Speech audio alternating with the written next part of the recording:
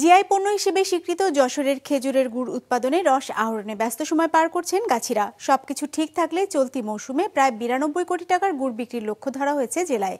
তবে গাছি সংকটে রস সংগ্রহের বাইরে থেকে যাচ্ছে প্রায় 7 লাখ খেজুর গাছ। রাহুল রায়ের তথ্য ছবিতে desk report. Double million offer, Walton fridge কিনে পেতে পারেন 20 লক্ষ টাকা, রয়েছে কোটি কোটি টাকার নিশ্চিত উপহার। শীতের শুরুতে খেজুর রস সংগ্রহে ব্যস্ততা বেড়েছে যশোরের গাছিদের। এরই মধ্যে রস সংগ্রহের জন্য প্রস্তুত 3,13,000 গাছ। কিছুদিনের মধ্যেই শুরু হবে পুরোদমে রস আহরণ। মাঠে মাঠে রাস্তার ধারে খেজুর গাছগুলোর ছাল বাকল পরিষ্কার করছেন গাছিরা। তবে গাছি সংকটে এবছর জেলার 17,23,500 খেজুর গাছের মধ্যে প্রায় 7 লাখের রস সংগ্রহ করা যাচ্ছে না। গেল কয়েক বছর আয় কমে যাওয়ায় পেশা ছেড়েছেন অনেক গাছি। নতুন প্রজন্ম আগ্রহী হচ্ছে না এ কাজে, জানান গাছি ও গাছ মালিকরা। অনেক গাছ পড়ে রয়েছে, পদ্মে কাটাতে গেলে লস হয়, লাভ হয় না। এতে লসের অংশই বেশি আসে। তবু হানে বাপদাদাদের পৈতৃক সম্পত্তি মানে যে প্রথা, তাই আর কি আমাকে করতে হয়। এছাড়া তো আমাদের কোনো পথ নেই।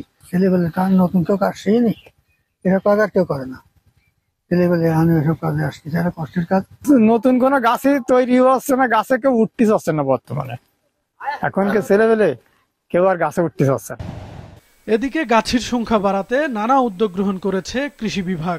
খেজুর গাছের যে প্রক্রিয়াজাত সেটা শুরু হয়েছে। আমরা আশা করছি গত বছরের চেয়ে বেশি চাষিরা বা কৃষকরা, পাশাপাশি যারা এই খেজুরের গুড় উৎপাদনের সাথে সরাসরি জড়িত গাছি ভাইয়েরা, তারা অনেক বেশি উদ্বুদ্ধ।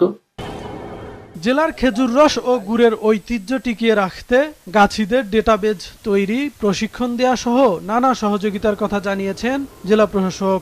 আমাদের কর্মপরিকল্পনার একটা অংশ আছে যে যারা এই মানুষগুলো কাজ করেন প্রতি বছর তাদেরকে আমরা একটা ডাটাবেস তৈরি করব, তাদের কাছে আমরা একটা প্রশিক্ষণ দেবো এবং তাদের মাধ্যমে আমাদের পরবর্তী যদি এরকম কোনো লোক তৈরি করার প্রয়োজন হয় সেখানে আমরা তৈরি করব। যশোরে 15,700 গাছ মালিক এবছর রস আহরণ করছেন, আর গাছির সংখ্যা 5,125 জন। জেলায় এবছর 3,040 মেট্রিক টন গুড় সংগ্রহ হবে বলে আশা কৃষি বিভাগের। বিজনেস রিপোর্ট, মাছরাঙা টেলিভিশন।